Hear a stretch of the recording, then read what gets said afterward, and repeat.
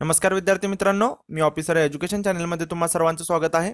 आज आपलं हे लेक्चर आहे ते रिव्हिजनचं 6वं लेक्चर आहे। ओके, तर आशा करतो तुमची जे रिव्हिजन आहे ते चांगल्या पद्धतीने चाललेली आहे। तुम्ही जे आहे ते दुपारी झोप घेऊ नका आणि रात्री पुरेशी झोप घ्या।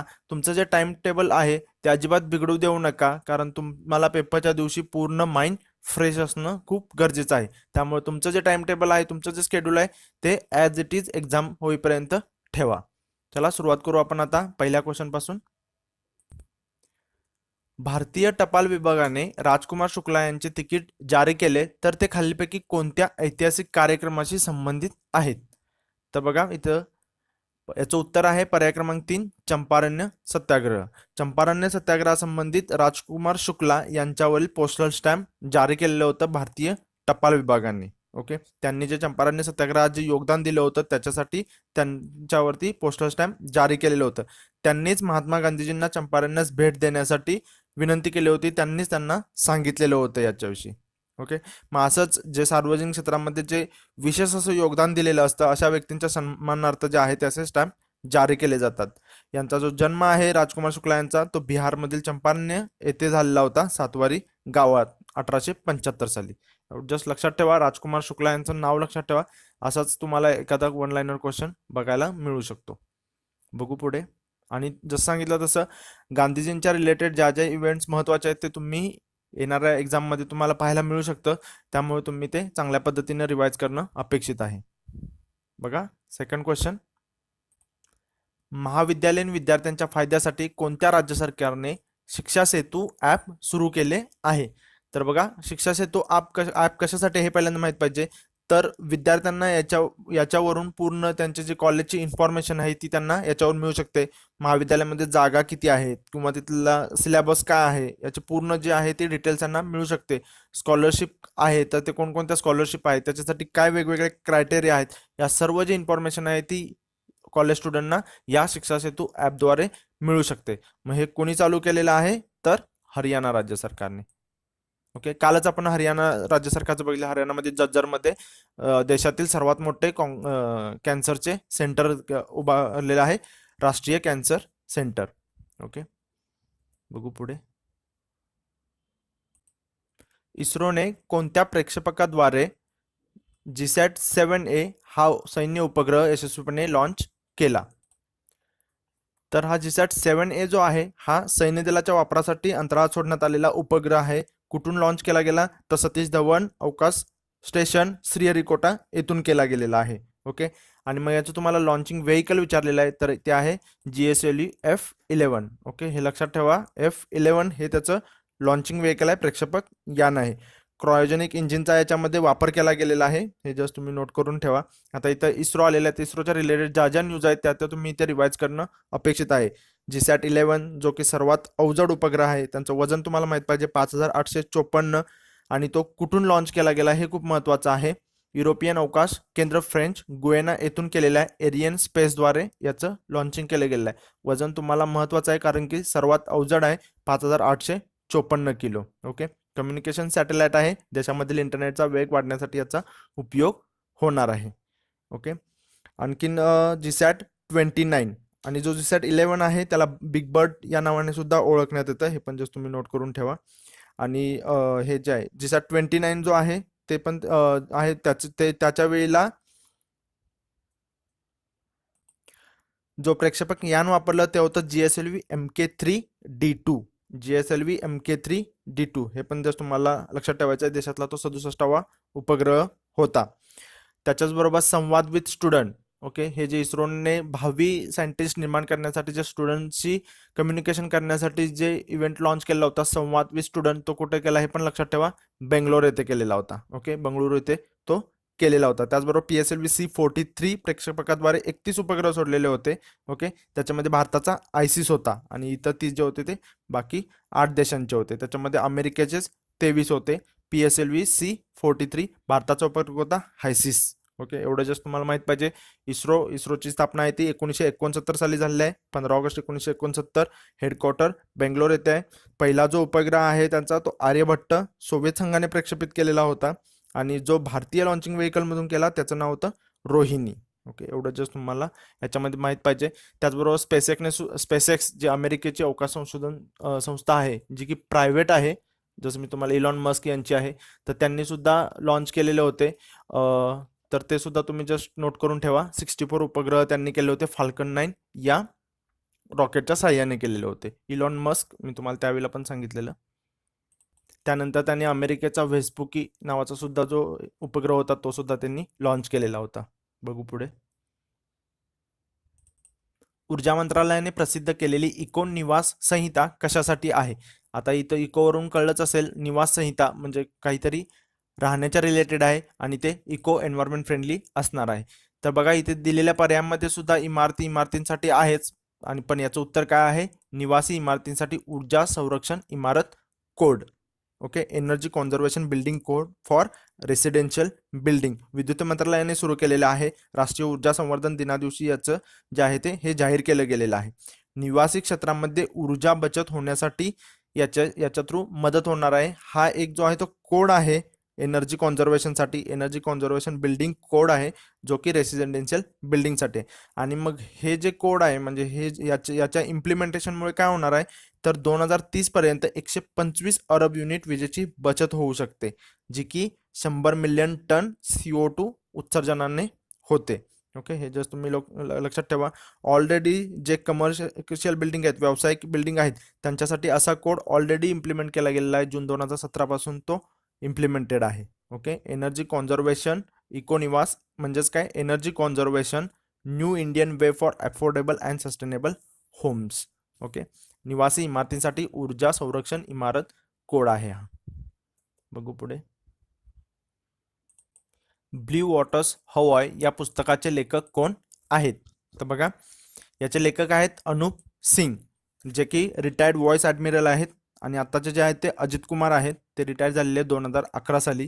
आता इथं सुनील लांबा घेतलेला आहे, तर सुनील लांबा यांनी त्यांच्या हस्ते त्याचं अनावरण झालेलं आहे. भारतीय नौदलाचे प्रमुख आहेत 23वे, त्यांच्या हस्ते झालेला आहे. त्यामुळे सुनील लांबा चुकवण्यासाठी तुम्हाला पर्यायामध्ये दिसू शकतं. तर हे ब्ल्यू वॉटर्स हवाई हे कशासाठी पुस्तक आहे असे विचारलं जाऊ शकतं. तर भारतीय नौदलाचा इतिहास सांगणारे हे पुस्तक आहे.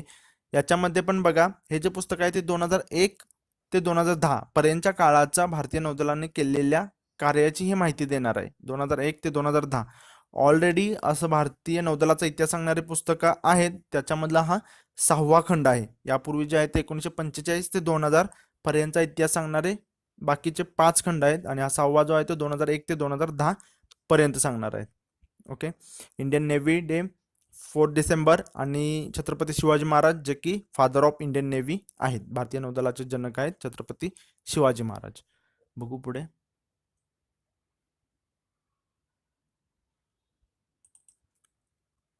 केंद्र सरकारने उमनिया ऑन GM नावाचा एक नवा पुढाकार घेतला आहे. या पुढाकाराचा उद्देश काय आहे? पहिल्यांदा हे उमनिया ऑन GM हे माहीत पाहिजे तुम्हाला. ओके, तर हे जे आहे ते GEM गव्हर्नमेंट मार्केट प्लेस, याच्याकडून काय होणार आहे की महिला उद्योजक आणि महिलांचा जो स्वयंसेवी गट असतो यांना एक ऑनलाईन प्लॅटफॉर्म मिळणार आहे, की त्या प्लॅटफॉर्म थ्रू ते त्यांचे जे प्रोडक्ट्स आहेत ते विकू शकतात. ओके, म्हणजेच त्यांचे जे हस्तकला आहे, त्यांच्या हातमाग तागाची उत्पादने, घरगुती किंवा कार्यालयाचे सुशोभीकरण करणाऱ्या वस्तू आहेत, अशा वेगवेगळे जे त्यांचे प्रोडक्ट्स आहेत त्यांना ते विकण्यासाठी एक प्लॅटफॉर्म अवेलेबल होणार आहे. हाच याच्या मागचा उद्देश आहे. मग हा कोणाला होणार आहे? महिला उद्योजक आणि महिला स्वयंसेवी गटांना. GEM, G for government and market place, government market place. म्हणजे ज्याचं उत्तर आहे पर्याय क्रमांक 2, महिला उद्योजक आणि महिला स्वयंसेवी गटांना सक्षम करणे. बघू पुढे.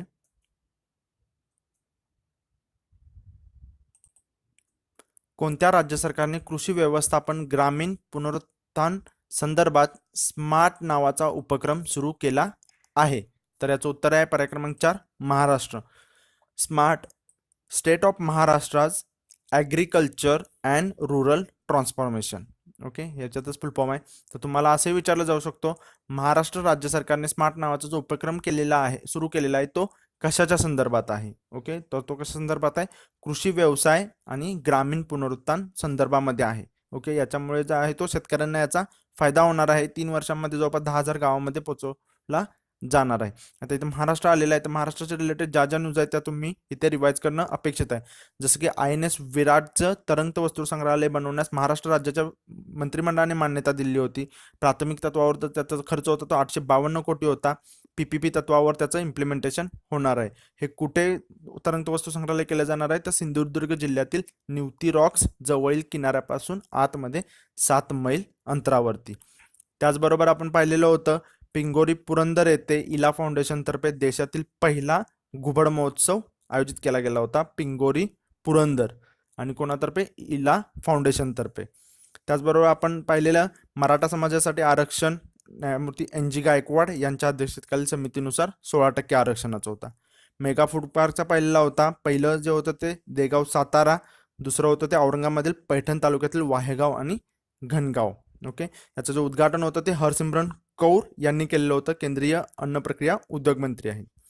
त्यानंतर आपण पाहिलं होतं की बेबी किट देण्याची जी योजना होती ती, असं विचारलं जाऊ शकतं की शिशु मृत्यू प्रतिबंध करण्यासाठी कोणत्या राज्य शासनाने बेबी किट देण्याची योजना केलेली आहे, जे की फक्त पहिल्या बालकासाठी दिलं जाणार आहे. 2000 रुपयाचं ते किट असणार आहे. तर ते आहे महाराष्ट्र राज्य शासनाने. एवढ्यात जस्ट आपण महाराष्ट्राच्या रिलेटेड न्यूज पाहिलेल्या होत्या. बघू पुढे. खालीलपैकी कोणत्या राज्य किंवा केंद्रशासित सरकारने मुख्यमंत्री तीर्थयात्रा योजना जी आहे ती सुरू केलेली आहे? तर बघा, ही जी आहे ती दिल्ली सरकारने केलेली योजना आहे, मुख्यमंत्री तीर्थयात्रा योजना. तर ही कशासाठी आहे बघा, ज्या ज्येष्ठ नागरिकांचे वार्षिक उत्पन्न 3 लाखापेक्षा कमी आहे आणि ते सरकारी किंवा स्वायत्त संस्थेचे कर्मचारी नाहीत, त्यांना याचा उपभोग घेता येणार आहे. त्यांच्यासाठी क्रायटेरिया 60 वर्षाहून अधिक वय पाहिजे. ओके, आणि याच्यासाठी प्रत्येक यात्रेकरूसाठी 7,000 रुपये जे आहे ते खर्च करण्यात येणार आहे. यात्रा जी असणार आहे ती 3 दिवस आणि 2 रात्रींसाठी असणार आहे. यात्रेकरूंना आपल्यासोबत एक 18 वर्षापेक्षा जास्त वयाचा व्यक्ती एक परिचारक म्हणून ठेवू शकतात. मग हे जे आहे मुख्यमंत्री तीर्थयात्रा योजना, ती वेगवेगळ्या धार्मिक स्थळी जी आहे ती व्हिजिट देणार आहे त्यांच्यासाठी. मथुरा, वृंदावन, आग्रा, फतेपूर, हरिद्वार, अमृतसर अशा ठिकाणी देणार आहे. इथे जस्ट तुम्ही लक्षात ठेवा की मुख्यमंत्री तीर्थयात्रा योजना. तुम्ही काय केलं पाहिजे की पूर्ण ज्या योजना आहेत वेगवेगळ्या, ओके, एक कुटुंब वगैरे ज्या आपण पाहिलेल्या होत्या सिक्कीमच्या वगैरे, त्या पूर्ण ज्या आहेत त्या तुम्ही एका पेजवरती लिहून योजना प्लस कोणत्या राज्य सरकारची आहे आणि काय विशेष असेल, कोणी उद्घाटन केलं वगैरे, असं तुम्ही जे आहे ते पूर्ण नोट करून ठेवलं पाहिजे. कारण एक्झाममध्ये एकच पर्टिक्युलर आलं की तिथे कन्फ्युजन होण्याचे चान्सेस असतात. बघू पुढे. केंद्र सरकारने निर्भया निधी अंतर्गत किती फास्ट ट्रॅक विशेष न्यायालय स्थापन करण्याच्या प्रस्तावाला मान्यता दिली आहे?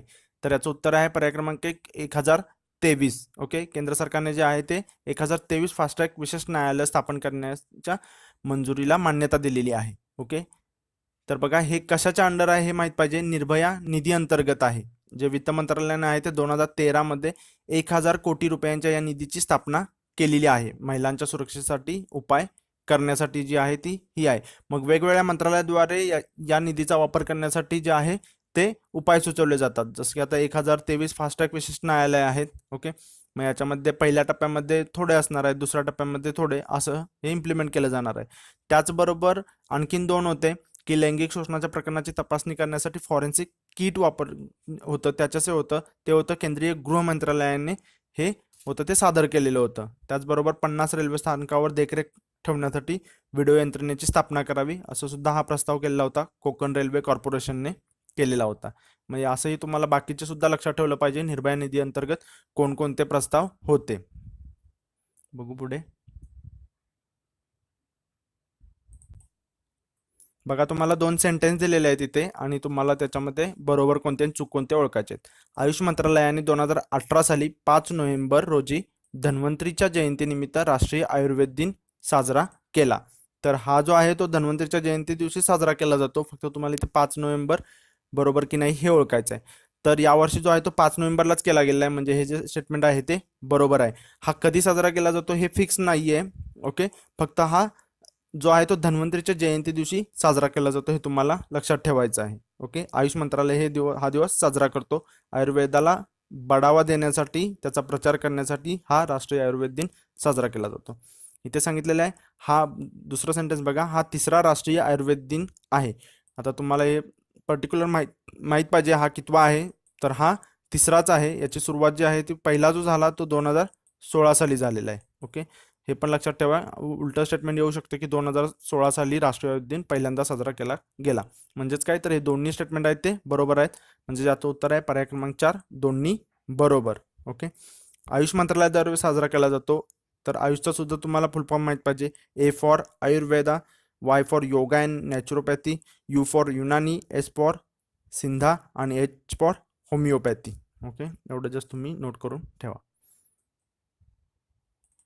तर आशा करतो मित्रांनो तुम्हाला हे लेक्चर युजफुल वाटलं, इम्पॉर्टंट वाटलं आणि तुमची रिव्हिजन चांगल्या पद्धतीने होत आहे. भेटू पुढच्या लेक्चरमध्ये. तोपर्यंत धन्यवाद.